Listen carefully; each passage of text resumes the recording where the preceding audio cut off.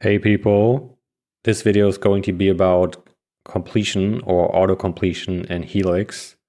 And the first thing that you have to know is that auto-completion in Helix is currently at least only based on a language server as a source. So when your auto-completion is not working, that usually means that there's something wrong with your language server or it's not set up right and you have to troubleshoot that.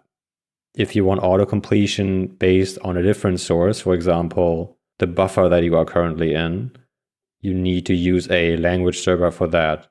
And for that, you can check out my video on configuring language servers, because there I will show you how to do that by using the simple completion language server.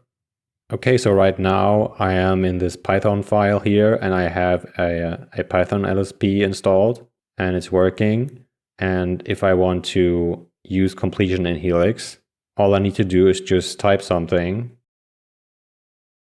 And then Helix will give me this nice little pop-up menu here. And I can just go up and down with tab or shift tab, and Helix will show me what those things mean. And I can also go up and down with Ctrl-n and Ctrl-p.